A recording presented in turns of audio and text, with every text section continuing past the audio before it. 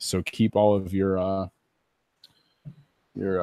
anti-Baptist comments off the air. Stop cussing.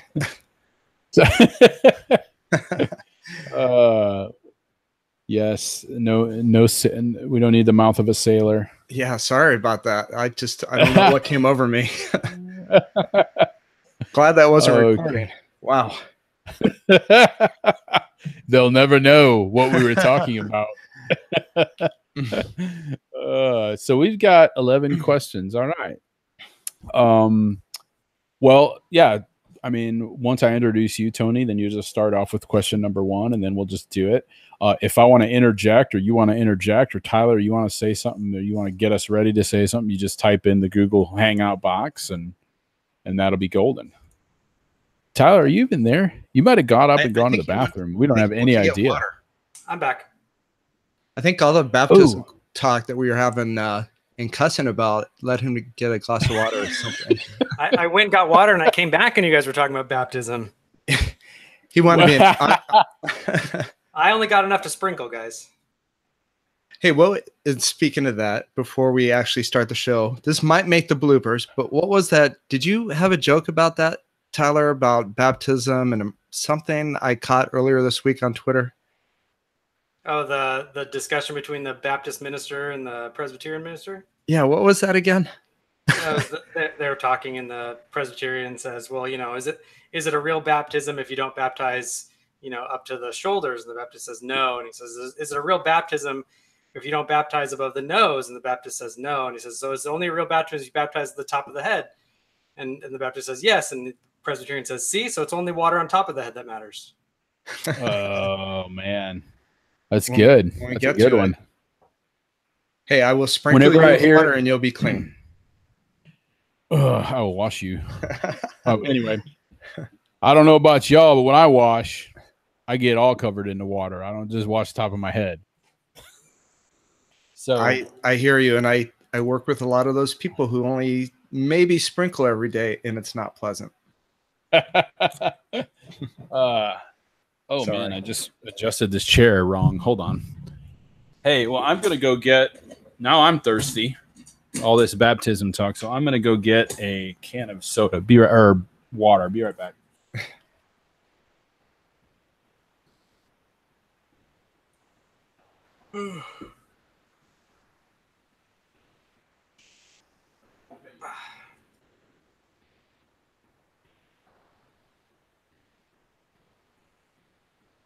Yeah, we're missing the Chiefs game for this. Missing the what? The Chiefs game, Chief Broncos.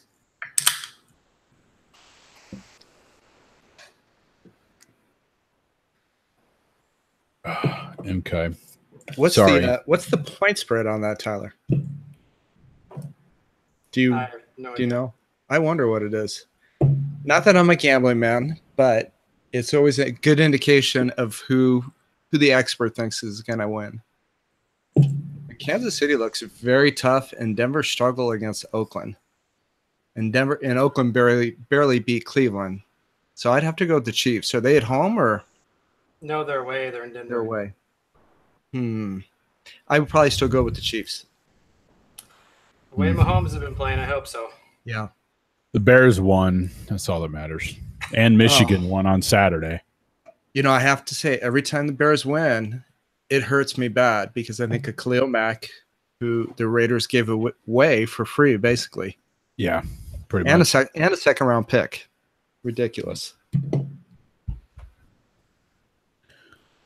Well, Jesus is a Bears fan, so. And a Cubbies fan. Yeah, oh yeah. It's kind of weird thinking that the Lord would be a fan of Chicago sports, now that I think about it. Okay. All right. So we'll take a pause here in a minute, and we will get into it. We're only starting 20 minutes late. Okay. Good morning, good evening, good afternoon, good day to you, good twilight, good morrow, a happy autumn day to you. Thank you for tuning in, for listening to the top-rated, globally infamous, #1 internationally acclaimed podcast on Reformed and particular or Calvinistic or monergistic unity or whatever label you want to put on us.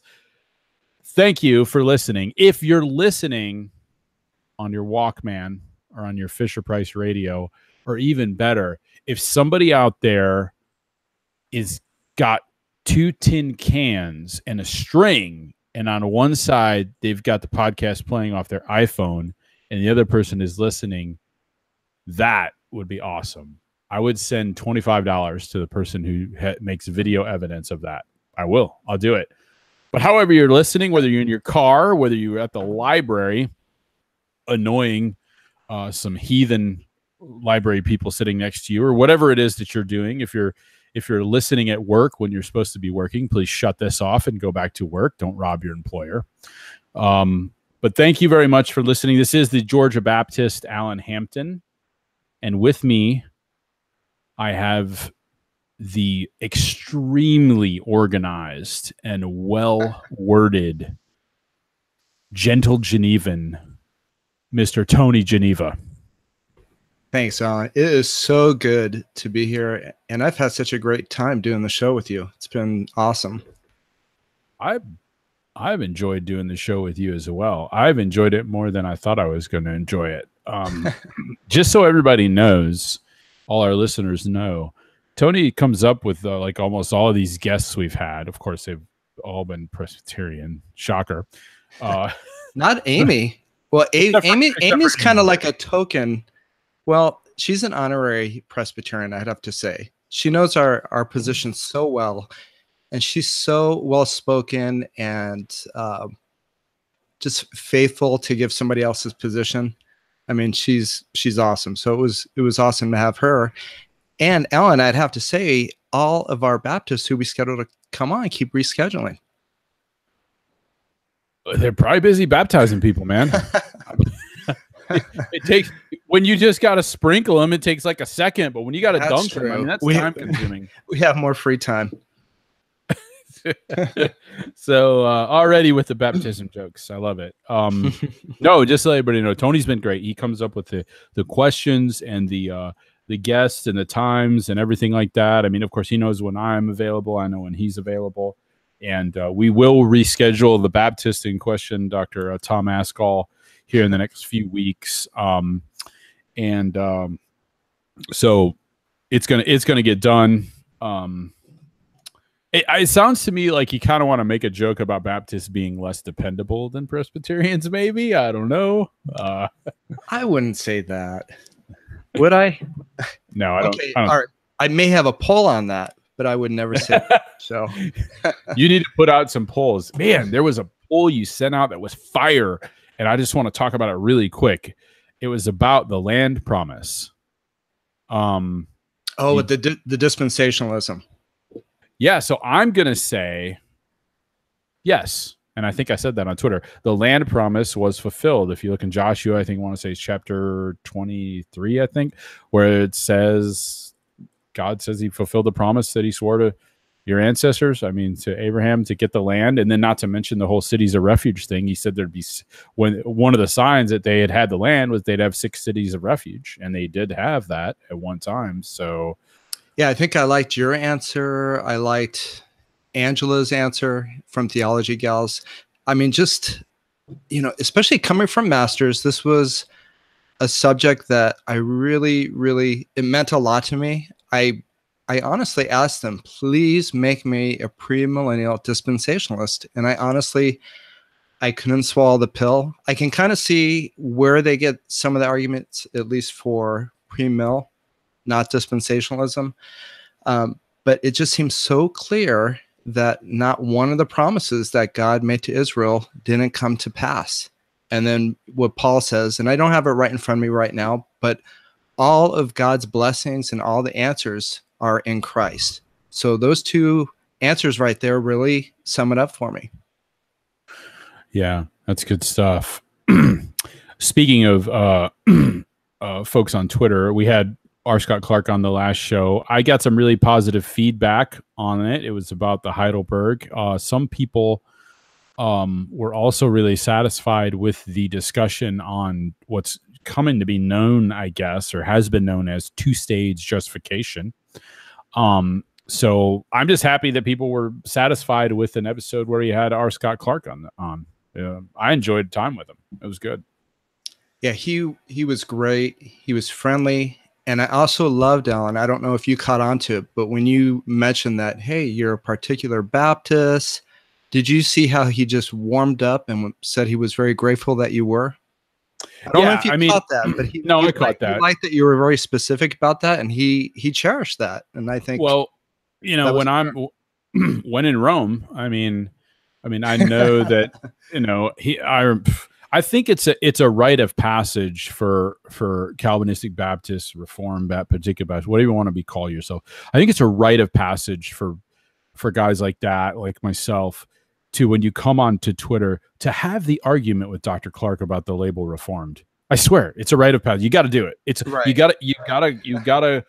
got to listen to Leighton Flowers at least once, and you've got to have the discussion. Then you got to figure out what the federal vision is, and then you got to have a discussion with R. Scott Clark about the label Reformed. Right. It's a rite of passage, and so he's very passionate about that. And when he is on the show, and even just in general, I don't want to offend my Presbyterian and Reformed brothers and sisters if they feel that it's a wrong or an insult for me to use the term Reformed. I won't use it in their presence. That doesn't mean, however, that I have an issue with that label. I don't. If somebody calls me a Reformed Baptist, to me it's interchangeable with particular Baptists. That's fine.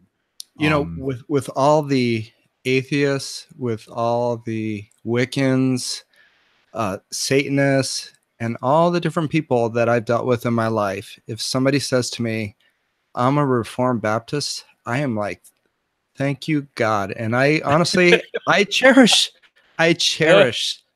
those people. I cherish all Christians. Anyone that loves the doctrines of grace, I especially feel that fellowship with. And I know what they're talking about when they say Reformed Baptists.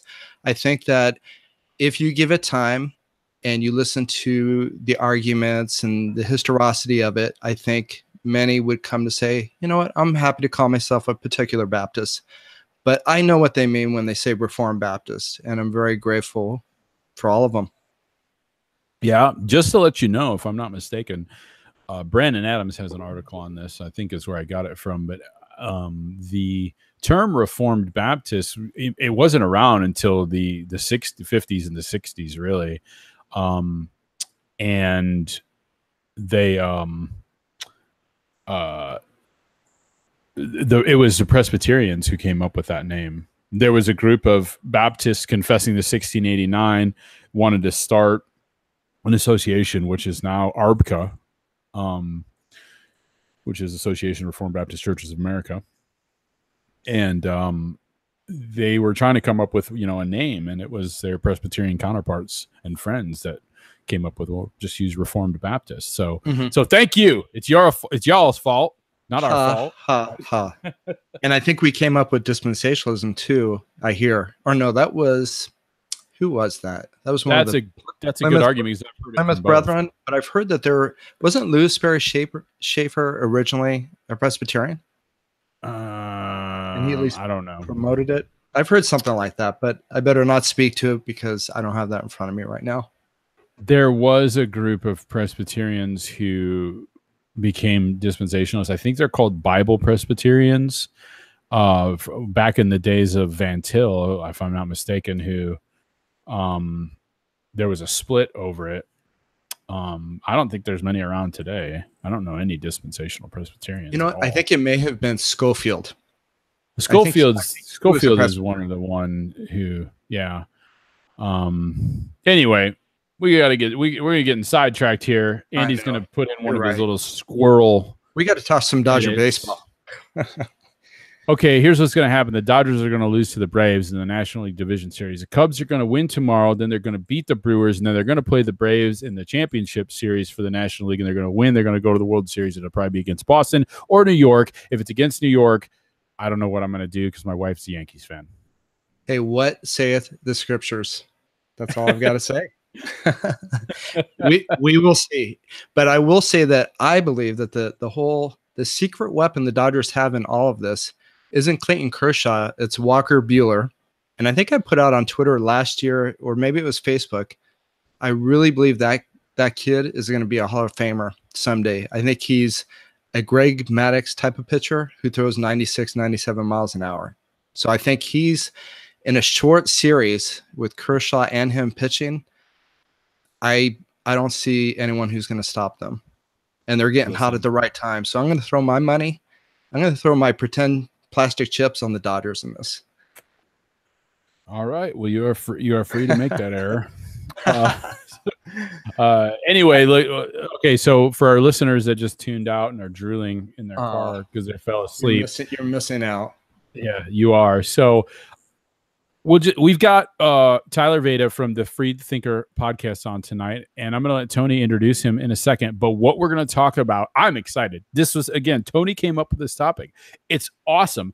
Have you ever, and he tweeted this out earlier, have you ever been in a discussion, okay, you Calvinist, Baptist, Presbyterian, New Covenant theology, whatever, you Calvinist, been in a discussion with an Arminian or a semi-Pelagian, and you've been talking about the doctrines of grace, the 5 points of Calvinism, something that unites us, those of us who are on this show, and they ask you, they immediately go, Servetus. They just jump right to Servetus.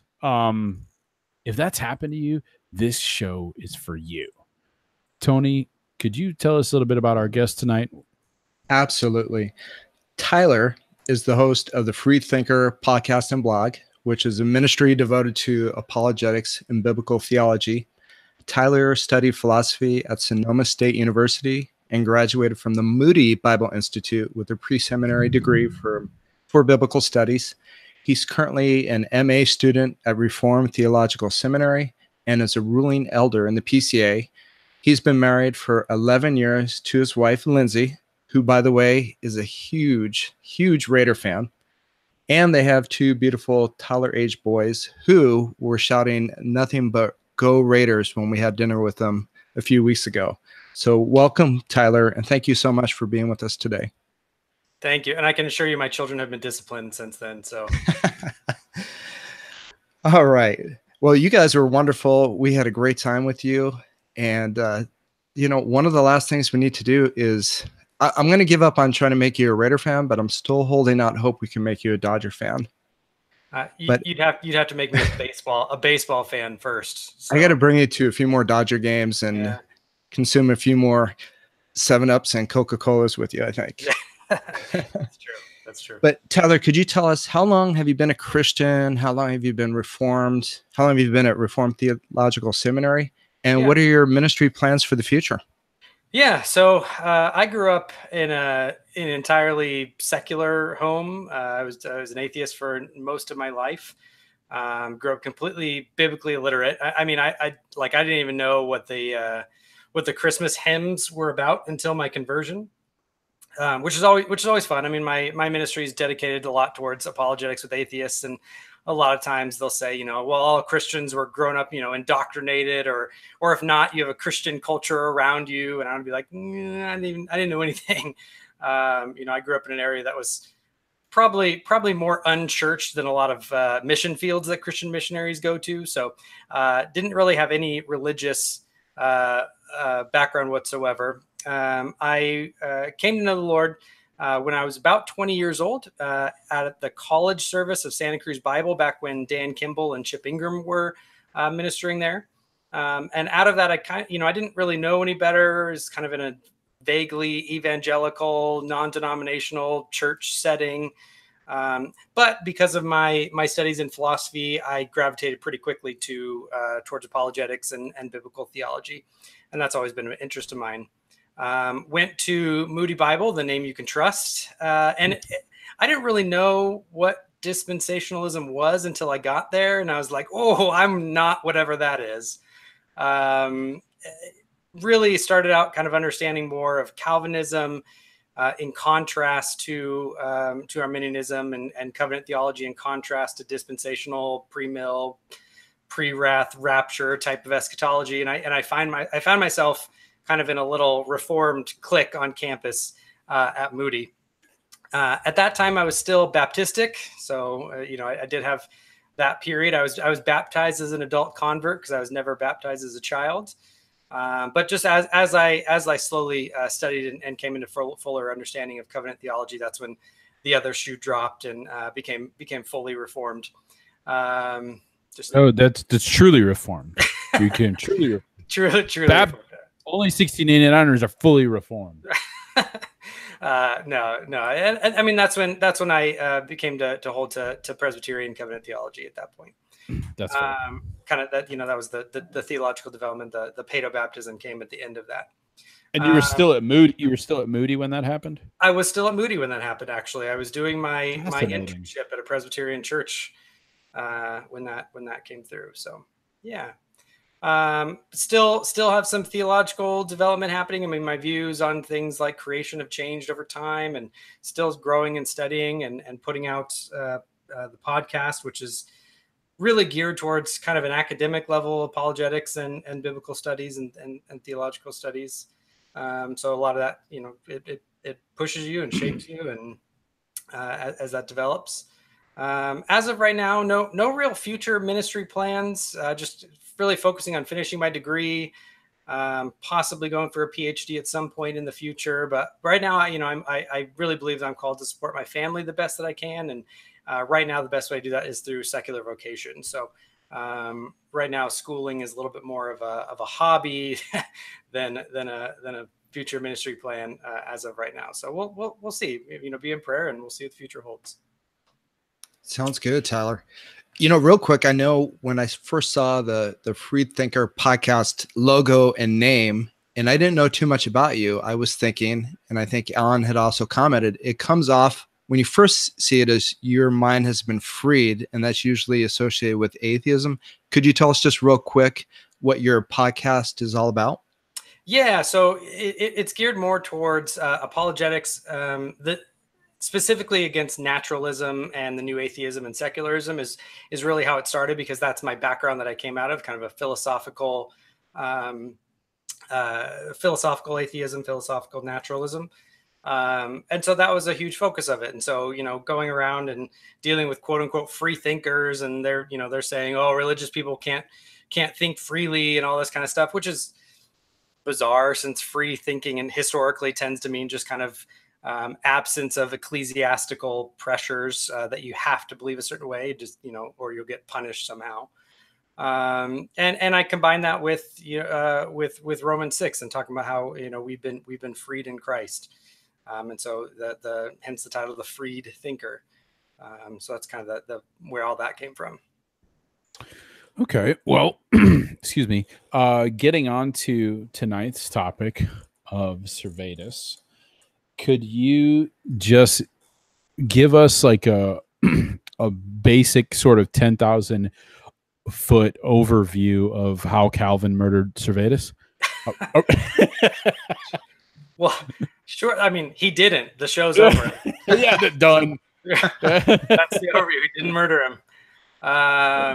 Yeah. So, I mean, we'll get into some of the reasons why that way of saying it comes up, but a little bit of background on their clash and who they were. So, Servetus was a Spanish heretic. He had pretty strong rejections of the Trinity and the divinity of Jesus. And he was strongly against infant baptism. So, Alan, he's on your side on that one. He was. I'm not going to say anything. I'm not going to say nothing. No, you're obviously a loving brother. I mean, we have our disagreements, but you keep the unity. He was pretty adamant in his assaults against it. He was anti-Trinitarian as well, right? Oh yeah, he was very anti-Trinitarian. He was very anti the divinity of Jesus in a very specific way. He was a pantheist. He was very, very antagonistic to a lot of the reformers. But for some reason, he got really kind of fixated on Calvin as like his chief opponent. Like he really wanted to beat him in this battle of wits, which we'll get to, but it's ultimately what I think caused his death, kind of that fixation. He was pantheistic, which came up a lot in the trial. He wrote a couple of books against the Trinity. One of them was De Trinitate Orobius, which is the errors of the Trinity, the dialogues on the Trinity. And his final book was Christiani Restitutio, which means the restitution of Christianity, which was a specific attack on Calvin's Institutes of Christianity. So he was very antagonistic towards Calvin and to basic Reformed and even Orthodox theology of the Trinity. By the time he got to Geneva, he was basically a refugee and wanted in every single municipality around the continent, whether it was Reformed, Lutheran, Catholic. I mean, he was wanted pretty much everywhere. He'd already been arrested. He escaped prison, but he had been tried in absentia, and he was burned in effigy at the stake, which basically meant if he came back to any Catholic territory, they would just hand him over to Lyon, and he wouldn't even go through trial. He'd just die. He was really wanted everywhere. And he had been in a lot of writing conflict back and forth with Calvin. Calvin effectively eventually just washed his hands of it and said, I don't have time for this anymore, which seemed to infuriate him more. And he started sending, these, 15, 20 page screeds back to Calvin, really, really angry about it. And when he escaped Lyon, he was saying that he was going to go to Italy because he had a lot of followers. He had a lot of Anabaptist followers there. But for some strange, one of the weirdest things about this whole thing is, why did he end up going to Geneva? It's not on his way to Italy. There's no point for him to go to Geneva. He's going deeper into Swiss territories, which he knew were hostile to him. And so it just becomes this bizarre fact of history of why he decided to come into Geneva. And the first thing he did was went to Calvin's church the day he was preaching. It's this kind of audacious act that really started the ball rolling. And it ended up in his execution, a very public execution, a very rare execution. And really it was the only heresy trial where someone was executed during Calvin's entire time there. But it has become kind of this stock issue for Anabaptists and anti-Calvinists for centuries in their objections to Calvinism. Hey, Tyler, you mentioned trial or his execution. Was Servetus put on trial for being an Anabaptist, or was he on trial for anti-Trinitarian beliefs, or just aggressively promoting all of these type of beliefs? He was put on trial. They put him on trial. There's a litany of charges against him. I forget how many pages it was, but it was pages and pages and pages of things that he was on trial for. But the main theological ones, the main things were that it was a heresy trial. He was on trial for blatant heresy, mostly against the Trinity and the nature of Christ. He denied the Trinity. He called it a monstrosity. It was demonic. Trinitarian God, he called the devil. He called, the Trinity a three-headed Servetus. He said that it made Christians worse than atheists and polytheists. He was very, very, very aggressive in his attacks against the Trinity.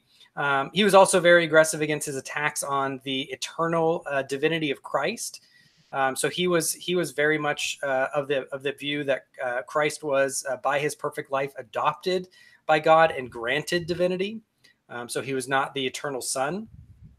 He was a pantheist, so which actually is probably one of the bigger issues that came up at one point in the trial.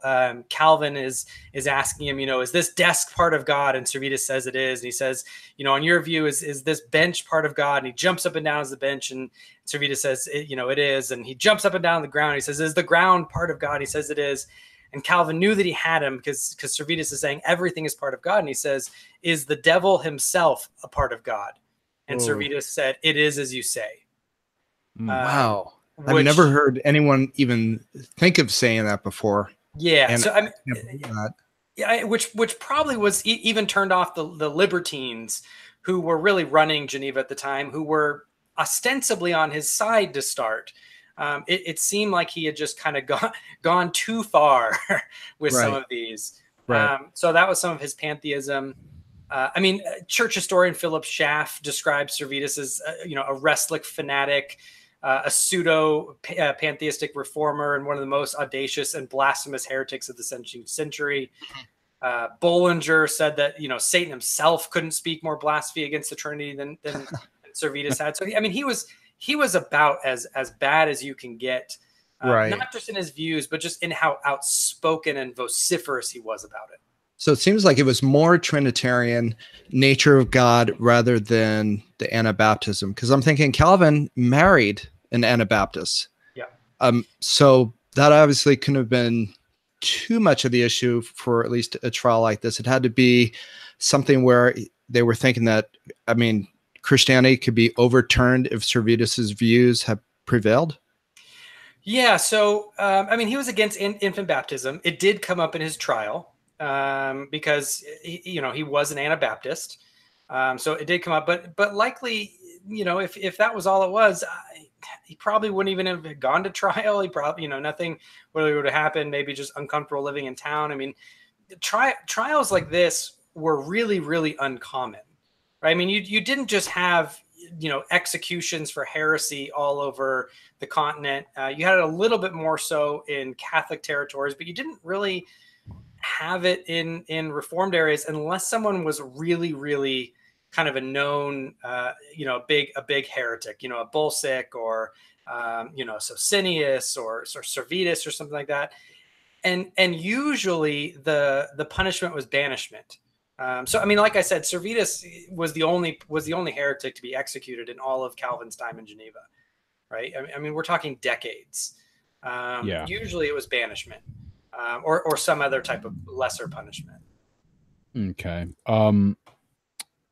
Was Calvin the main one responsible for the death of Servetus? If not, who was? And I've often heard that Calvin was opting for beheading after the sentence was given. Yeah, so he did have a trial. So sometimes you'll hear things like, oh, you know, he wasn't even put on trial. And what most people don't really realize is that the trial that he had was particularly fair. That sounds weird, but it was open. It was face to face. They submitted to other municipalities for counsel. Servetus got to go back and forth on his defense. They got to publish rejoinders. It was in French. It wasn't in Latin, which was in the lingua franca. So it got to be kind of a public affair that it was open to scrutiny. It took over 2 months. This was not a shotgun trial by any means. He was given counsel. I mean, it's just, you know, a fairer trial. It's probably hard to find a fairer trial during this time period than what Servetus got. That's important to remember. The other thing is that it was a trial. It was held by the what's called the Petit Concile, or the Little Council, the small council in Geneva, which was about 24 members of the Council of 200. So it was a kind of a special council convened for serious crimes. And Calvin wasn't even a citizen at the time. So Calvin wasn't even on the council, right? So what Calvin was actually a theological advisor to the prosecution. Right. So in that time period, if you have someone accused of heresy, who do you go to in the city? Well, you go to the leading theologian, right? You go to the guy who wrote the Institutes of Christianity. Yeah, I've heard him described as an expert witness in the trial. Yeah, he was an expert witness. He probably was a little bit more hands-on on the trial than just an expert witness. He might have helped kind of craft some of the strategy. And at this time, the expert witness could cross-examine the accused. It was very Justinian in its views of the law. But what's important to remember when we go through this and we say, well, is Calvin responsible for him? A lot of times what people think of is they think of this quote by Calvin where he says something like, but I do not want to give my word, for if he comes and my authority is worth anything, I'll never bear that he goes out of here alive. Right. And so people are like, oh, well, see, Calvin wanted him executed. He wanted him to die. And to a degree that might be the case. Right. Emerson, who's a historian, I think at either Yale or Harvard, he says, much has been made of this letter as showing the animus with which Calvin entered upon the faithful trial 1553. but I hardly think too much weight should be laid upon it. Such an expression was quite in the natural order of 16th century controversy and probably reflected nothing more than Calvin's natural horror at the opinions that seemed to be nothing short of blasphemous. And there's this really interesting article that goes back and forth between kind of the really inflammatory rhetoric between Servetus and Calvin during the trial. And it basically says, look, this is reflective of 16th century rhetoric. This was extremely common. It doesn't mean that Calvin would have been out there with pitchforks trying to kill him. It would have been really indicative of that. I'm kind of thinking of some of the things Luther said. Yes, I mean, if you read Luther, you're like, oh my gosh, this guy is like a raving drunk, very, very hateful. But it was very, very common for that day. Right. And if you read Servetus's comments back to Calvin, I mean, he called them Simon Magus, an imposter, a tool of the devil. I mean, it was just, it was bad. And one of the other things that I try to remind people, because, people have said Calvin was, Jihad Jean, and he was the unopposed dictator of Geneva and all this type of stuff, is Calvin, again, he wasn't a citizen. He had no say over judicial practices. About a month before Servetus shows up in Geneva, we have a letter that he writes to his friend Farel, where he's basically saying, the libertines have made my life so miserable and I'm so ineffective that I'm seriously thinking about just quitting and leaving. He recognized that he had no authority in the city whatsoever. And one of the funny things that comes up during the trial is that there was someone who had been excommunicated from the church for immorality issues, not theological issues, named Bertheiler. He was a libertine. And during the trial, because the libertines were opposing Calvin basically at every turn, they wanted Calvin gone. I mean, they had banished him once before. They really wanted him gone. And so it seems like the libertines maybe invited Servetus, and that's kind of why he came out of the blue. It explains why he kind of was a little bit more aggressive than he should have been while he was on trial, because he seemed to think the libertines were on his side. So the libertines had Bertheiler, and they basically, as a city edict, even though the consistory and Calvin had excommunicated him, had basically said that Calvin had to administer the Lord's Supper to Bertheiler, or he would be guilty of sedition, right? He would be arrested and thrown in jail if he didn't administer the Lord's Supper. So Calvin didn't even have the authority in Geneva to decide who could and couldn't get the Lord's Supper, even when someone had been excommunicated. Wow. Within church affairs. But this is the guy that they're saying is the unopposed dictator of Geneva, and the sole person that was driving for the death of Servetus. Yeah, the guy that say, he opted to use green wood because it burns slower. I mean, I'm sure you've heard that before. Yeah. I've heard that. I love that accent. That's the most ridiculous thing I've ever heard. He's using green wood. So, but just real quick, so what you're saying about Servetus is that he actually had a trial. So it wasn't just somebody accused him and then everybody believed that accusation. He had people got to present evidence, and people got to look at the evidence and then make a judgment for themselves. So it wasn't just, I'm going to accuse you of this, and like, oh, well, that's true. Yeah, and he had a libertine as a representative. And actually, so funnily enough, about the first half of the trial, it looked like Servetus was actually going to win. There are comments by Servetus and Calvin both that seem to show that they both kind of thought Servetus was winning. He had Bertheiler, the one mentioned before, was actually his representative, and about halfway through, Bertheiler became the kind of chief of the procedure. So Servetus had this opportunity where his lawyer, who was on his side, actually effectively became like the chief of the proceedings, kind of like not the judge, but like the main guy, which is totally in his favor, right? I mean, if you had that, you're like, oh, dude, slam dunk. Everything was really going his way. But the gentleman, I'm totally drawing a blank on his name, who was actually the prosecutor, about halfway through switched strategies, which was probably very smart in the sense of trying to win. Right, because the first half of the trial, it was very much Calvin against Servetus. It was a battle against two people. About halfway through, the prosecutor switched to, it's Servetus against the peace of Geneva. It became a thing. It became an issue of we now have this heretic who's been burned in effigy by the Catholics. The Protestant areas are being accused of being soft on heresy, opening the floodgates to all types of Anabaptist interpretations. And so it became this kind of issue of global politics.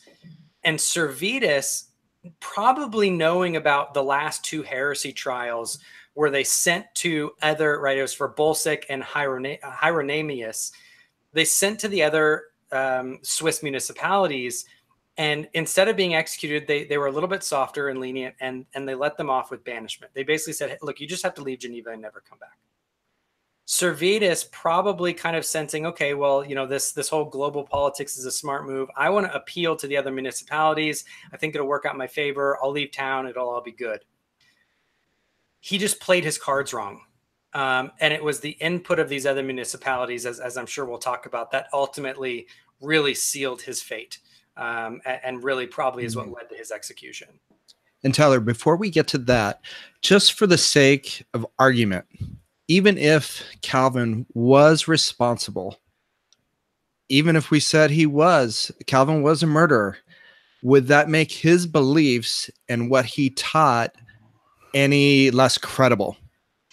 Yeah, which is a really good question. I'm actually going to you had someone on Twitter say something hilarious. His name was John. He basically said, the first time someone asked him, he said, well, David murdered Uriah, and we said he was a man after God's own heart. Right. Right. I did see that today. Yeah. I just saw that right before the show. Yeah. Which John said it wasn't a good answer, but in a way, I get why it's not a good answer, but in a way it is, right? I mean, we don't look at the Psalms and say that they're bad theology because David actually engaged in state-sponsored murder. Right. Right. So even if it's true that Calvin engaged in state-sponsored murder and was the person responsible, that has nothing to do with if his theological, and it's not even fair to, it's really Augustinian theology. He just systematized it. And It was later, and really the Calvinism we hold is systematized by the Synod of Dort. Right. And then the Confessions. Yeah. So, but it's really not fair to say his theology is wrong because he was Constantinian in his view of church and state relations, right? And led to the execution of a heretic. It's just a total non sequitur. I remember when I had been a Lutheran and I was witnessing to a Jewish friend, he would say, what, some of this sounds good. And, some of the things I was saying about Martin Luther and justification by faith alone. But as soon as you bring up Martin Luther to somebody with a Jewish heritage, as I found, it can go bad really fast, because later in his life, he wrote some harsh things that blow anything else away that I've read from Calvin with Servetus. I mean, it blows it out of the water with how harsh he was. But that doesn't discredit everything that he had said, 30 years leading up to that. Yeah, absolutely. Yeah, he was pretty rough on the Jews. Mm-hmm. Tyler, are there anti-Calvinism teachers out there who resort to the whole Calvin, murdered Servetus argument when they can't beat the scriptural arguments for the doctrines of grace? Have you witnessed that? Oh yeah, it's extremely common in kind of the lay level. There are some more popular anti-Calvinists out there who do bring it up. They're a little bit more nuanced. So you might, your aunt and uncle who are anti-Calvinists might actually say it as kind of an ad hominem, like, well, Calvin's a terrible guy, so his theology must be wrong. Right. The more astute and nuanced kind of anti-Calvinists, like a Frank Viola or Leighton Flowers or someone, they're going to change the argument a little bit. They're not going to say because he's a terrible guy, the theology might be false.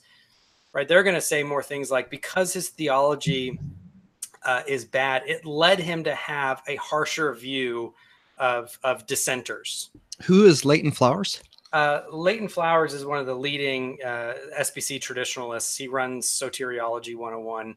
I think I've heard of Soteriology 101 like on Twitter from several years ago, and was not necessarily putting out accurate information about the doctrines of grace. Oh yeah, they're all over the place. It's okay. It's a pretty it's a pretty. So it's an organization. It's not Leighton Flowers. It's an organization. No, I think that is his Twitter account. It's his podcast blog. I think he has some other people that write for it. I don't know if he does or not, but it's mostly him. Does he say anything different than Norman Geisler had said in Chosen But Free when he responded to R.C. Sproul like 20 years ago? So Norman Geisler is a little bit more of an Arminian. Leighton Flowers is an SBC traditionalist, and traditionalism breaks. What's the difference? Honestly, what is the difference? In brief, Arminianism holds to total depravity. They basically get around it by prevenient grace. Traditionalism I'm not actually sure how traditionalism isn't blatantly semi-Pelagianism or even Pelagianism. It denies total depravity. It rejects prevenient grace, as I understand it. So it's rough. Tyler, are you speaking of like Adam Harwood, and when it comes to like denying total depravity, he's another SBC traditionalist, I believe. I'm not familiar with him, so okay. Because I would know, and we're getting off on a tangent here, but and this is the subject we're going to speak to Tom Askell about, is the SBC traditionalist. But I know some who would have signed the traditionalist statement in the SBC, but they would also say, oh, well, we believe in total depravity and we believe in perseverance of the saints. They just don't believe in the other points of the tulip, the ones in the middle. Right. So anyway,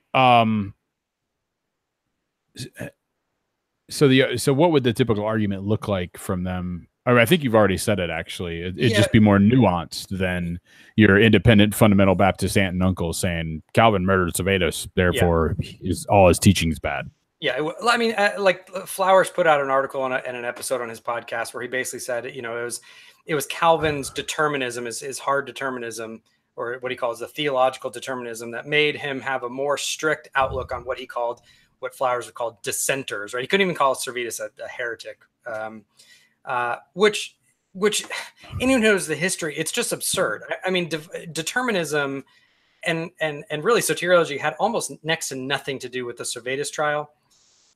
Calvin, we know, was actually rather congenial and even friendly with heretics like Socinius. By all accounts, he was actually almost friends with Socinius. So it's not like Calvin was out there as some you can't deny anything I say, or I'm going to burn you at the stake or anything like that.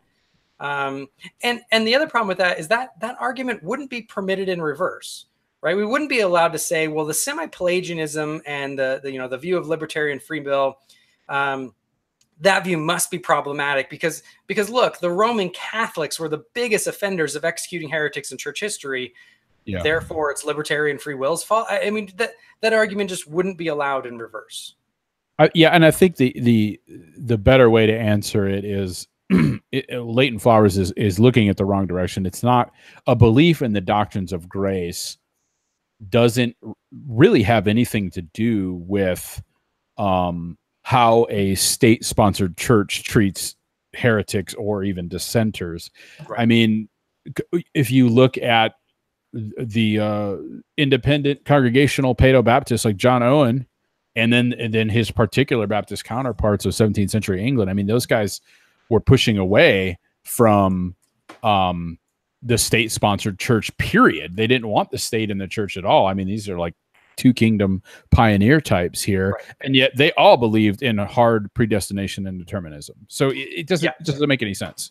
Yeah, and we'll talk about it, I'm sure, a little bit later. But it was really kind of the Constantinianism, the view of the state as subservient to the church, defending both tables of the law, which was, a lot of people say Calvin was a man of his time. I mean, that view was nearly universally held by even, Servetus held to it. I mean, Servetus basically said repeatedly by the lex talionis and the authority of the state, if he won, Calvin should be executed, and if he was found guilty of the charges before him, he should be executed. So, I mean, all parties involved, Servetus included, were Constantinian. So, why Calvin gets special blame, I don't know. Now, was the death penalty for heresy, was it common for heresy? Was that common at the time of the Reformation? I think you were saying that only one person, just Servetus, was executed in Geneva, but as a Reformation on a whole, were there a lot of executions? I don't exactly know. I haven't read all the statistics. My guess would be no, because again, it seems that kind of banishment or something else was the usual thing that happened. We know Servetus was singular in Calvin's time in Geneva. But my guess would be it probably really depends on the region and the controlling powers. I mean, if you compare like the Spanish Inquisition to the Genevan Petit Council, I mean, they're just night and day difference. But even then, I mean, like if you study the Spanish Inquisition, you kind of get this kind of revisionist history that it was, they were just constantly killing people. When really over the course of about 300 years, they executed about 3,000 people. Now that's a lot, but that's not that many people. That's 10 people a year or so, right around there. Which is that 10 too many a year? Probably, but it's not like it's just like rampant. They're just executing everyone who disagrees with them, type of thing. Right. So I think a lot of these views about execution for heresy and stuff is pretty radically overblown. And you were saying that. I'm sorry. Go ahead. Well, it's also, we don't hear about, so-and-so was banished for dissenting or so-and-so was banished for heresy. Those aren't the ones we hear about. We only hear about the people that were put to death, because it is a spectacle. It is a spectacular, and I don't mean that in a good way, event. Yeah. So of course we're going to hear about those. We don't hear about the countless of people who were not executed for heresy, because it's not as big of a deal. Well, you have other issues too. I mean, heresy was kind of a catch-all for a lot of things. So, one of the things that Viola does in his article is he gives these statistics about 163 or 160 whatever being executed during Calvin's time there, right? Which how many does he say? And is this Frank Viola? Yeah, Frank Viola.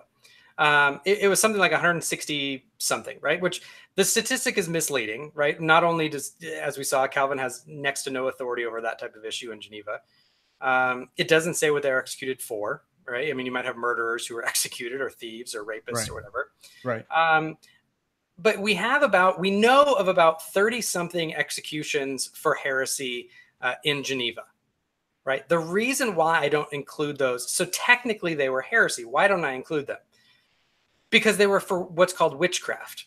And Calvin tells us what it was. It wasn't witchcraft in the sense of, these people were, believing different than us. What they were doing was in order to curse the town, they were taking blood that apparently was infected by the plague and going around and spreading it on the doors of homes in Geneva.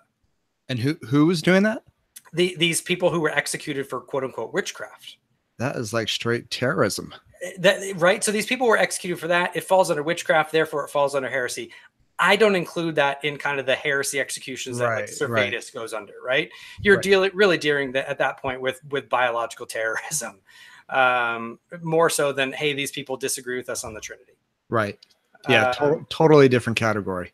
That's amazing. I've never heard that before. Wow. Yes. So, we know of about 2 or 3 dozen of those that happened in Geneva during Calvin's time. So it's just not clear that really you're going to, if you come into Geneva and if you just theologically disagree with Calvin, you're going to get executed. Especially considering how little power he had. And you were right, Alan. You were absolutely right. The council determined that he was going to be burned. Right. Calvin went to them and pled that he'd be beheaded because it's more gentle. It's faster. It's more humane. And they don't want to appear as barbaric like the Romans who were burning their fellow Genevans who were sent out as missionaries. Right. So he's saying, hey, let's not be barbaric like the Catholics. Let's preserve some order. We don't have to torture people to death, even if we're going to execute them. And why did they? Do you know why they ruled against Calvin at that point? Yeah. So, I don't know why they didn't give in to him. Probably at that point, they needed to make a stand to show that they weren't soft on heresy, which will come up here in a little bit as we go further in discussion of the sentencing. But my guess is that they needed to show they weren't soft on heresy. Gotcha. Well, was there a consensus among the Swiss Reformed churches that Servetus should be executed?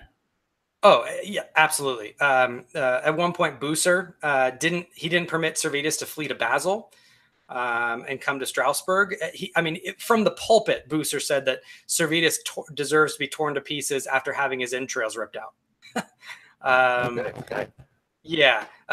Zwingli warned that the false and perverse doctrine of the perverse and detestable Spaniard would upset all of our Christian religion. You have these really grand pronouncements against him.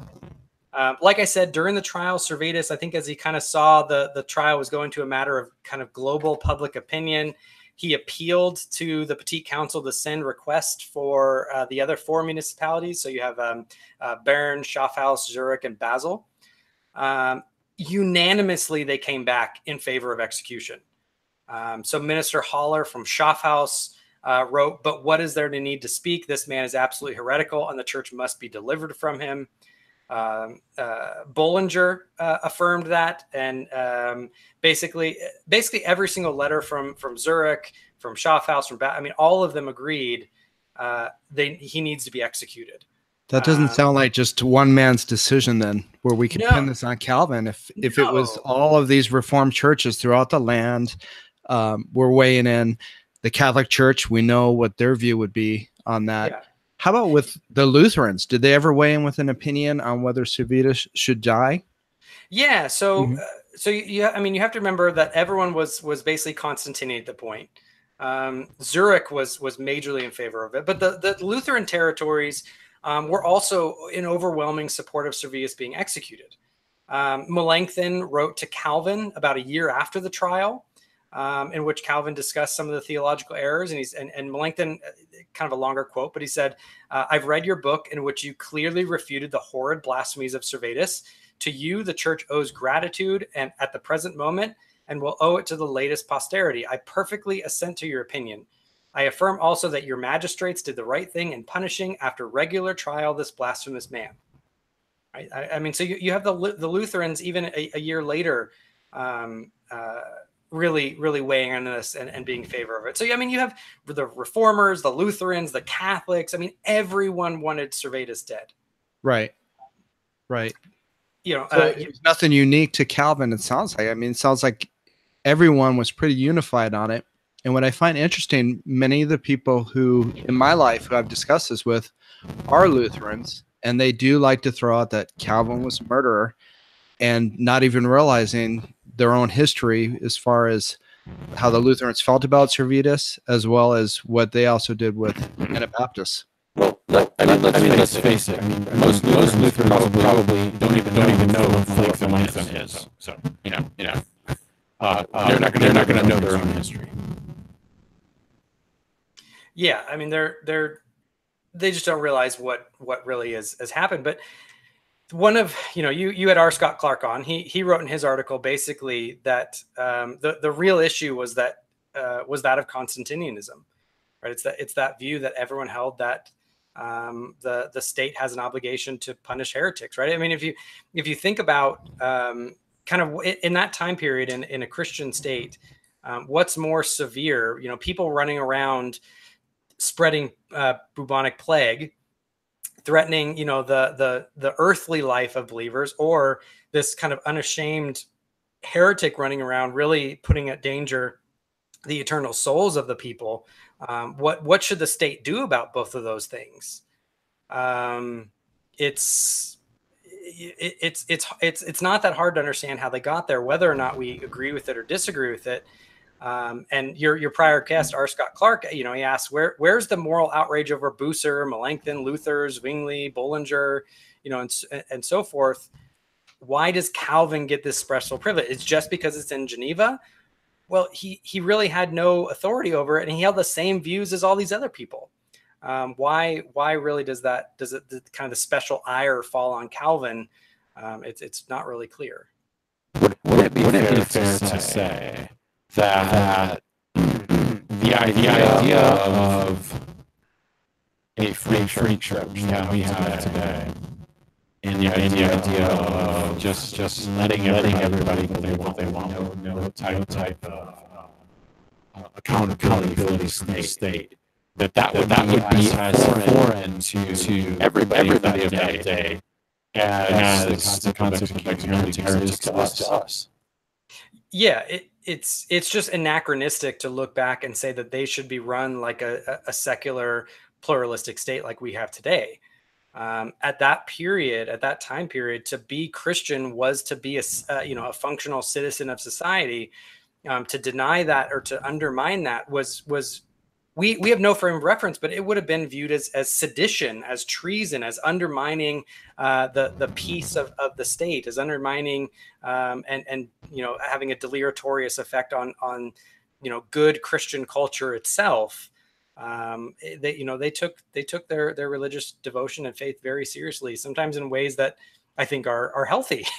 I mean, they really thought belief in the Trinity was a foundational belief that is part of what kept a functional society together, a functional Christian society together. And if we object to that in principle, we can talk about that, whether that's for good or for ill. But if we reject that in principle, we have to really wonder, was God doing something in principle that was immoral in, state Israel? Is he going to be doing something immoral, in the eternal state, the eternal theocracy with Christ as king? We have to remember Christ comes back with sword to purge the land. Is that unethical? I mean, if you make a principled objection to it, you kind of run into some other issues. Now, what would have happened if Servetus during the trial said, "You know what? I'm realizing now that I've been totally wrong, and I recant of all of my heresy. Please forgive me." What would have happened? I think he probably would have gotten off with banishment.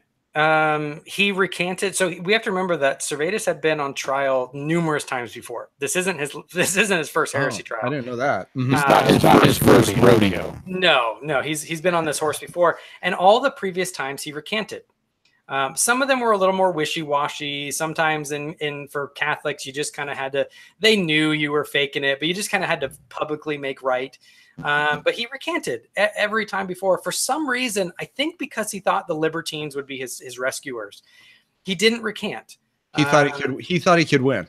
He thought he could win, but for some reason, he didn't even recant at the end. Maybe he just finally got old enough that he was tired of running. I don't know. I don't know what his motives were. But even Calvin had said something to the effect of, if he hadn't been so obtuse and brash about everything, right? He was very prideful, very argumentative, kind of a, hey, even if you let me go, I'm going to keep doing this type of mentality. I think it turned the tide against him. It's hard to be on the side of the person who's like the fly in the ointment. Especially after all of the other municipalities has basically said, look, this heresy deserves to die. Is Geneva going to be the one that's soft on heresy, really putting the libertines in a hard spot, making them basically Servetus became a political football, right? I think they originally brought him there to kind of be a whip against Calvin, but he became such a fly in the ointment and kind of shot himself in the foot, making himself a little bit more global, that now they had to use him as a scapegoat to kind of get back in the good graces of the other Swiss municipalities. So I really think if he had just recanted, he probably would have gotten off with a banishment and been on his way. When we talk about Calvin and Geneva went hard on the case, was Calvin fearful in any way that if Servetus had prevailed, they could have decided to put Calvin to death? That was Servetus's request, right? So Servetus basically, he got really upset because the lawyer, I'm still blanking on his name, the lead prosecutor. So they were Justinian in their law code. So if you brought charges against someone, you actually went in jail until the charges could be processed. right? So the lead prosecutor went into prison, I think it was for 2 days, because you can't bring frivolous lawsuits. Right. So you go to jail. And then there's this kind of lex paionis, which was basically the law of the penalty. Whereas if you request a certain penalty of someone and you show that you bring a frivolous charge, that penalty could be lobbied against you as kind of a restitution. Mm-hmm. Since this was a capital request,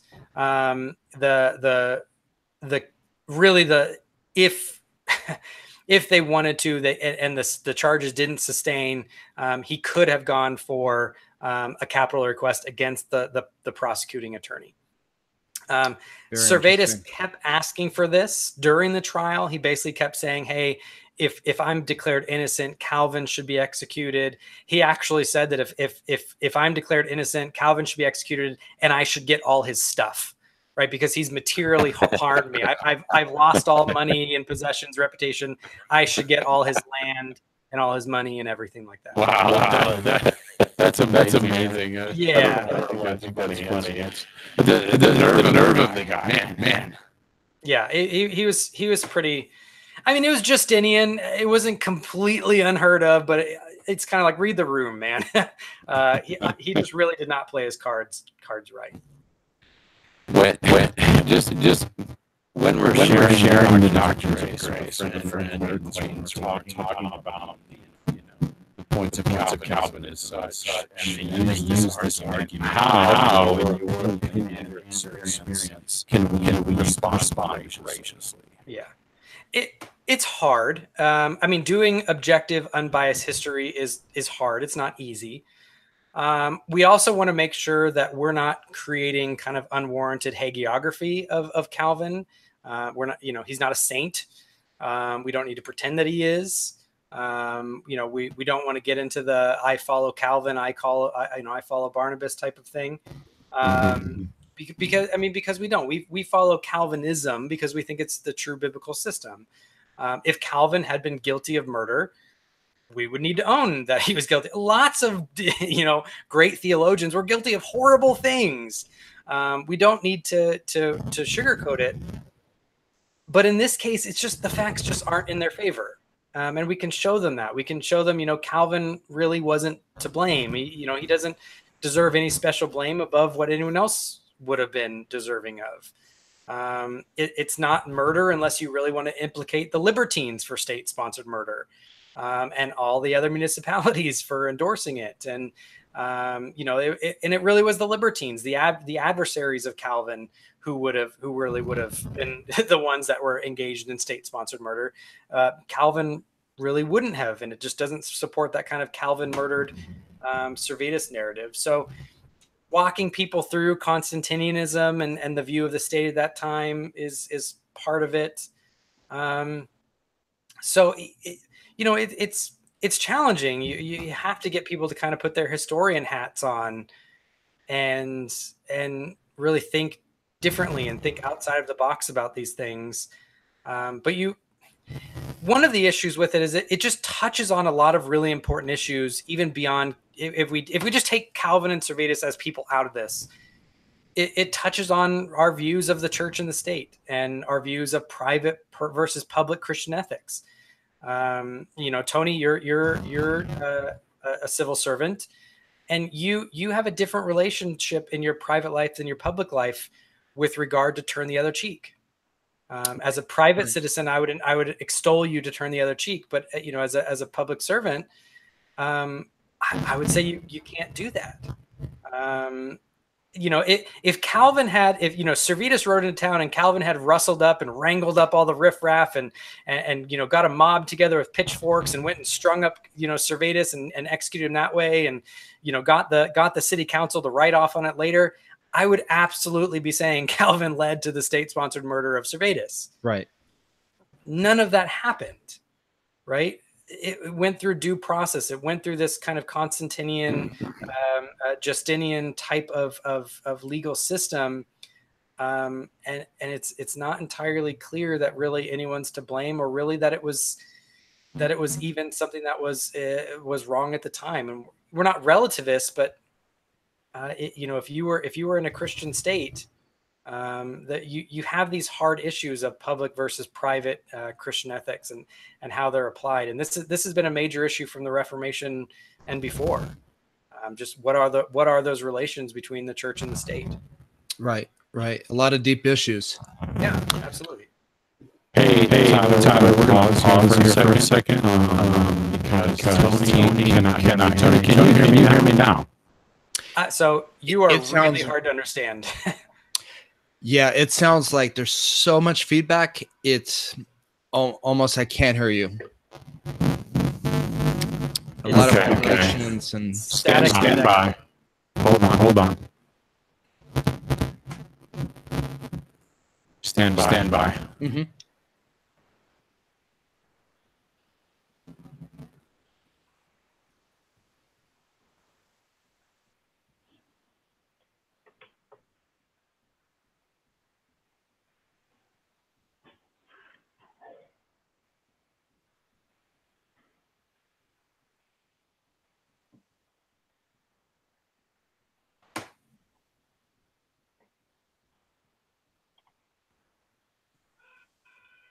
Testing 1, 2, 3, 4. Can you hear me? I can hear you much better. It sounds like you're not in stereo anymore, and it's monotone, but there's no feedback at all. So I can't hear. Okay, Tyler, can you hear me? Kind of the same. Just monotone. Doesn't sound like in stereo, but I can hear you. Are you recording your feed on your end? Yeah, it's being recorded on my end, so my voice will sound different. Let me check something here. I think what has probably happened is, okay, what about, can you hear me now? Yes, the same. Yeah, a little louder, but the same. Okay, and now? Same. Still the same. Okay. So it doesn't sound like it's in stereo, but you're not having static and all of that. Correct. Yeah. We could interact, I think, with this. Okay, that's fine. I went ahead and unplugged the mic and plugged it back in. Okay. And let me do something here. Actually, no, this is it. This is the USB PNP audio device. So, and then output, which is the sound, goes to my headphones. So I think what probably happened is my screensaver came on for a second, and I think that caused some type of interruption. I caught it really quick, but it was after that Tony made the point that I was unclear. And so I think that interrupted, and then it's possible that it could have picked up the microphone on these headphones and caused some type of interference, which I tell you what, man, can I go to a store and buy just a pair of headphones without a mic? I defy you to find one that doesn't have a microphone. Oh, it's ridiculous. So, yeah. Well, we're just about finished anyhow. I don't know if you wanted to wrap things up with Tyler Allen, and we could thank him. Yeah, I do. Yeah, I do. We'll take a pause here, and then I'll go ahead and wrap things up. And then I do want to address these emails. Okay. With Tyler on the line. So we probably got about another 10 minutes. Great. And Andy, thank you so much for what you do. I know you're not here right now, but you're going to hear us. And I so appreciate what you do every week. Yes, Andy, you are either the first or the second best Anglican I know. Okay. So we'll pause here and then we'll pick it back up. Tyler, we could probably go on about this particular topic forever. So thank you very much for taking time out of your night and out of your own podcast, which I think you said you were going to record later, for for going over this topic, this touchy topic. I learned things I never knew before. Yeah, I mean, had no idea. Appreciate it. Well, you're welcome, man. I had no idea about the witchcraft / biological terrorism in Geneva. That's fascinating. Yeah, that is terrifying, and hopefully we don't give anybody any ideas. Yeah, it would be quiet about it now. So I do, while you're on the air tonight with us, we've got a couple emails that I've been wanting to address, and I haven't addressed them yet. First of all, I got an email after the framework episode that was basically asking if we could have a response to it from a literal 6-day creation point of view. And Tony has got Pastor David Hall to come on here in a few weeks to answer that. Very close to Reformation Sunday. Yes, Pastor David Hall, literally, who wrote the book on the 6-day position. There was a book released called The Genesis Debate with Leah Irons and David Hall and somebody from Hugh Ross. It was discussing all three positions between literal 6-day, day age, and framework. So I thought, who better to address this whole issue and to be able to interact also with the framework than David Hall. So graciously, he's agreed to come on, and I'm really excited about that episode. Excellent. Well, thanks for putting that together. So to the person who sent that email, we are going to have somebody from the other side to do that. We want to try to be fair and represent all sides. I still am looking at framework. I'm not ashamed to say that it was still a fascinating thing to me that I had not heard before. But if you had to pin me down, I would say I'm young earth creationist today as it stands, but the framework stuff is of interest to me. I'm not gonna hide from that. The next email I want to go ahead and read because it's a little touchy. The person who emailed it, a gentleman by the name of David, he's very kind in his email. I'll just go ahead and read it to you now. He says, "Hey guys, I just started listening a few episodes back when you had Amy Mantraverti on. I'm delighted to have come across the podcast emphasizing unity within the body of Christ, and yes, in particular, Reformed unity." See what he did there? That's kind of cool. Anyway, he says, "I found the framework discussion to be very stimulating and interesting." So did I. "It was new to me," same here, "and quite helpful in understanding how there can be differing viewpoints on the creation account that do not at all take away from the historicity of Adam. I do have a question. An offhand comment was made during episode 54 about John Piper, quote, back when he was super solid, unquote. I'm not writing to nitpick, but rather to ask you if you wouldn't mind pointing out what things one might be careful of when listening to him, and what kind of things you had in mind when the statement was made. I have benefited tremendously from his teaching, and I know you're not saying that's not possible, or even that you haven't, obviously, when you were quoting him and saying it was the most helpful sermon you've ever heard on suffering. By the way, thank you for that, because now I'm listening to him on Romans 9.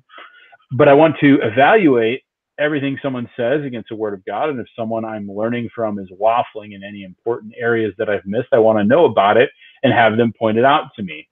All right, that's all from a new listener. Thank you for the effort and time and thought you put into the podcast. I'm grateful for it and for God's work in you guys. I appreciate also the candor that is displayed. David." Okay, so David, thanks for the email. When it comes to Piper,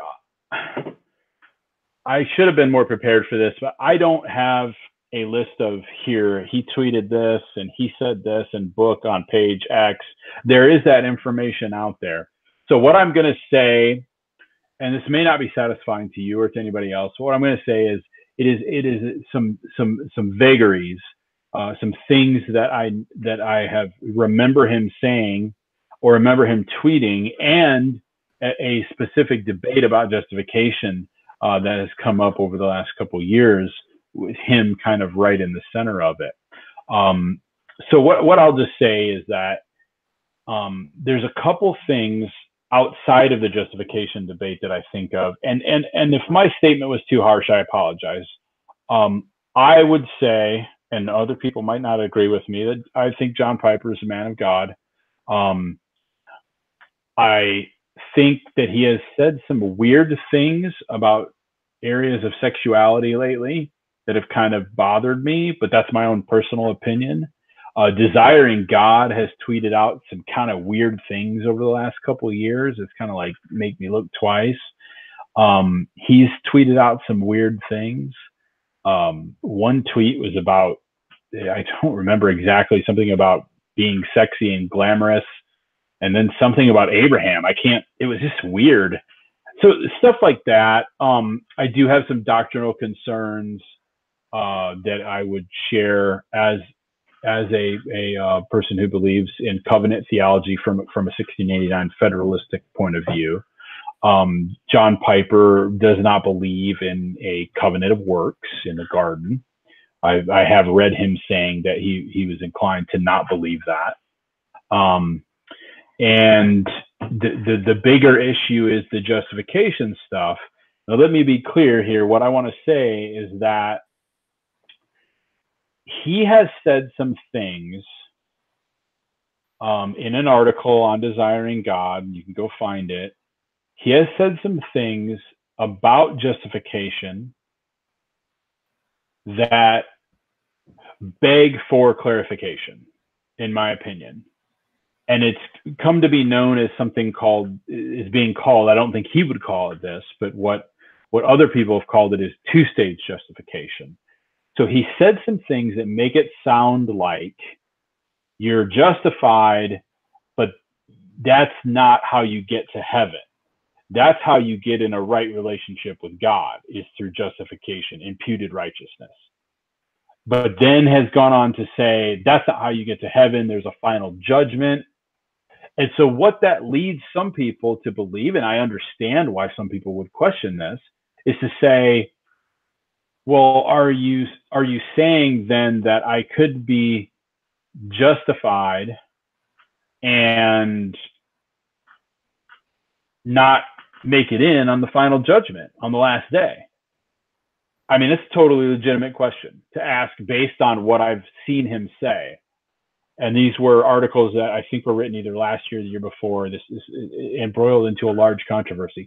There are some people who have said Piper is really just echoing what other Reformed writers have said, or what Reformed writers have said, since he's technically not Reformed, not even from a 1689 point of view. But there are some people who've said that, he's just echoing what Reformed writers have said for years.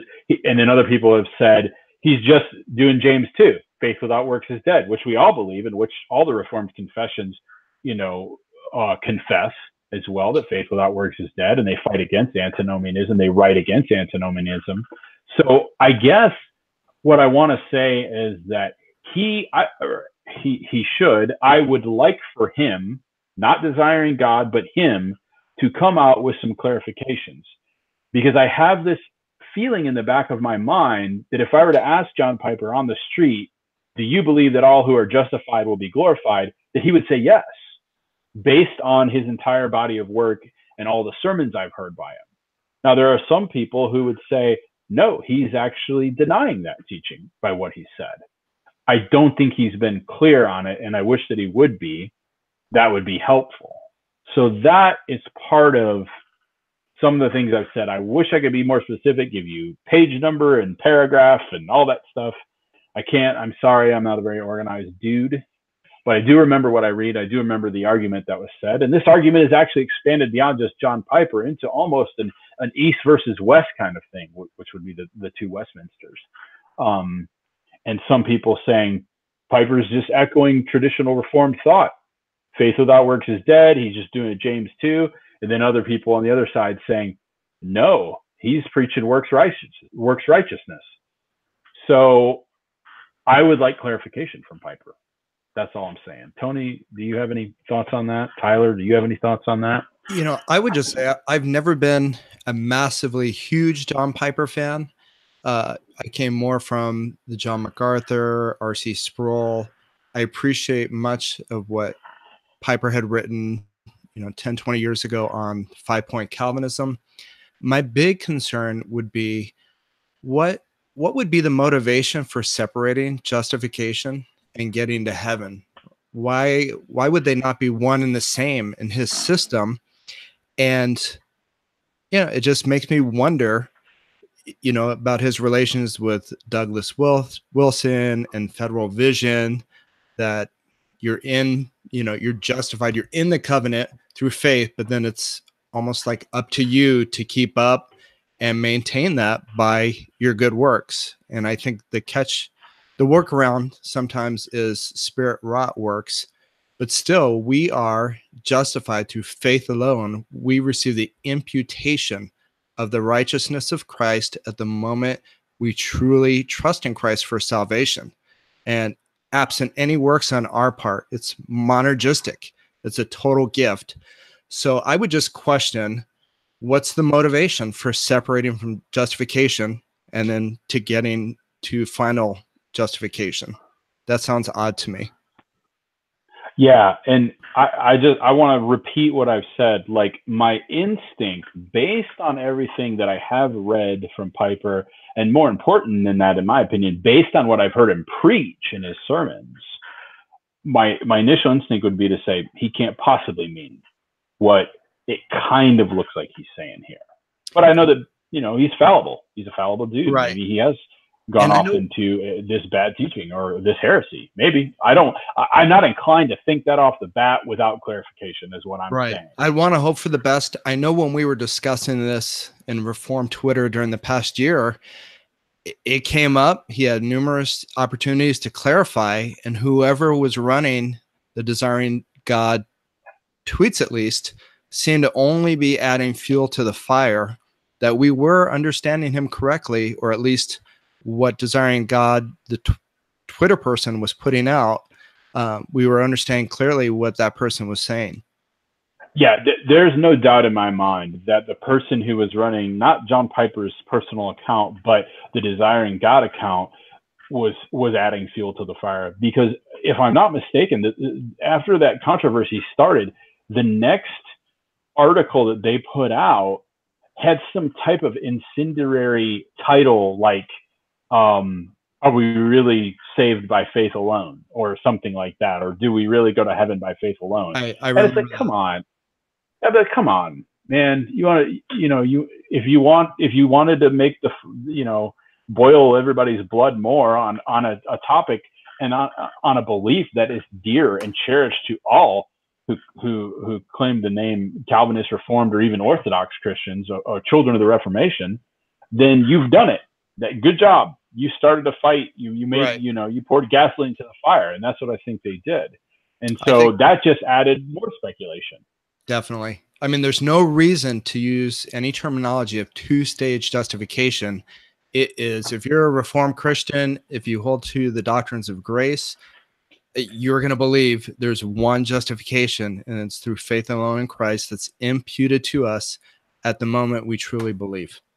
Period. Well, yeah, and the other thing is also one of the reasons that I want clarification. I'm not casting off John Piper into the land of heresy until I get that clarification. One of the reasons I don't is because I look at who his theological heroes are. Jonathan Edwards was not ambiguous on justification. I mean, he was pretty clear on what he believed, and he held to the Westminster Confession of Faith. So that's that's Piper's big hero. And so I'm like, I just don't see him going off. But at the same time, what he said, not cool. I want some more on that. Of course, he's getting older, and he probably doesn't even care. You know, I mean, you know, maybe he just needs to stop talking. Right. You know, and you know, I think you. I'm sorry, Tony. Go ahead. No, I was just gonna say, sometimes where there's smoke, there's fire, and also, like you just said right now, sometimes, and I think there's a scripture verse that talks about too many words, and like you said, maybe it's time just to shorten, you know, his thoughts on things, or at least to get a hold on whoever's putting out certain tweets on Desiring God. Yeah. So, you know, I think if I'm hearing you right, Alan, what you're saying is you Reformed Baptists have John Piper and us Presbyterians have Tim Keller. Is that? That's I'm trying to think if there's anybody else that, I mean, you might put it like that way, since John Piper is about as Reformed Baptist as Tim Keller is a Presbyterian. Yeah, well, I like that. I was thinking about it. I mean, there are lots of times, because I used to be very familiar with Keller and a lot of his work. And just the more and more he got, what I think what's happening is he's trying to, engage culture. He's trying to be missional and change his language. But there's a certain level where you get away from, the historic faith and the language of the historic faith, and you have to become creative in how you describe certain things and certain concepts. And so, words have certain meanings, and sometimes that can cover over. And so there's a lot of times where Keller will say things and I'm like, I think I know what you mean, but please don't say it like that. Like I get what you're going for, but that's really not helpful. Please clarify. And, I'm like Tony, I've never been a big John Keller fan, because even when he's loud, I always feel like he's whispering. But when I read this, I'm like, well, I can see, I think I know what he's trying to say, kind of the James 2. That would be my benefit of the doubt for him. But I'm with you. Like, I would need a lot more clarification. The way he said it, I don't know. It's just a strange way to put it, even if he's Orthodox. But, he wrote kind of one of the perennial books on justification in response to the new perspectives on Paul. So it's at the same time, I want to be like, that book was stellar. I don't remember any of this in it. He clearly knows justification by faith alone. What's all this other like second justification or future justification? And it just, I'm with you. It would just need more clarification before I really kind of came down on him. And I'm willing to give him the benefit of the doubt for now. But yeah, hang up the Twitter hat. Hey, Alan, I was able to locate something in my notes. Let me see what I wrote here. It was a quote from something Piper did a forward for a book by Thomas Schreiner. And I just have this in my notes. As Tom Schreiner says, the book tackles one of the fundamental questions of our human condition. How can a person be right with God? The stunning Christian answer is sola fide, faith alone. But be sure you hear this carefully and precisely. He says right with God by faith alone, not attain heaven by faith alone. There are other conditions for attaining heaven, but no others for entering a right relationship to God. In fact, one must already be in a right relationship with God by faith alone in order to meet the other conditions. And this is the book title, Faith Alone, the Doctrine of Justification by Schreiner. So just in that last sentence, that worries me.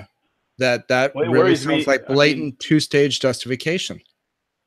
Well, no, it worries me as well. And I'm actually reading what you just wrote by Mark Jones, who actually defended Piper during this process. That's a different topic, but that doesn't surprise me. Well, that's going to be that East versus West thing going on there. But at the same time, if I were to ask John Piper, are all who justified going to be glorified, as Romans 8:29-31 states? If he said yes, I'd rest my case and say he's just talking about James 2.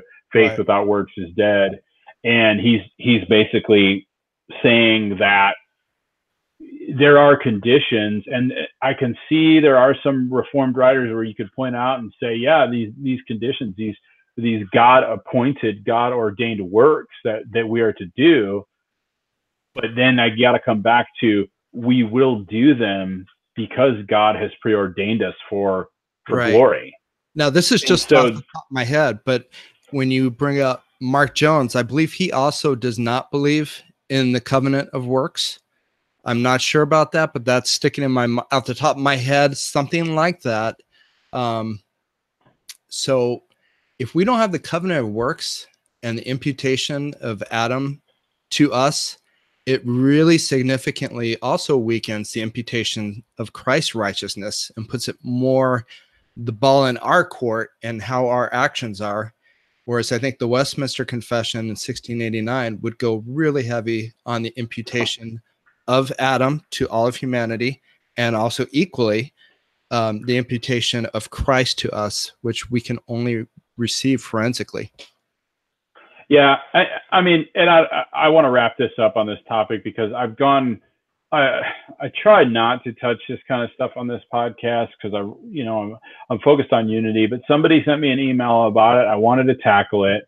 I don't know about Mark Jones, and I mean, he is a PCA Presbyterian. I would assume that he would, believe in the covenant of works and then of course the covenant of grace. So I don't know, but I guess I just want to say is that mostly what I want from Piper is clarification. Honestly, when I made the statement back when he was super solid, that was sort of an offhanded jab. If it was too harsh, I apologize. Maybe I shouldn't have said it that way. I said it to most of my listening audience, or I thought anyway, would probably know what I was talking about. So my bad on that. But I hope that this little tidbit we've done here at the end of the show with Tyler kind of helped to put that into perspective and frame it so you kind of know what I was talking about. But now I'm probably going to get a bunch of emails. I'm never gonna get to all of them. But anyway, Tyler, thanks again, man. I appreciate your time. It was awesome talking about Servetus and how Calvin wasn't using green wood to burn him alive. It's so cool. Yeah. Thanks for having me. Thank you so much, Tyler. Yeah. All right. Well, listen, everybody, just remember Christian unity through Reformed theology. Good night. God bless and Godspeed.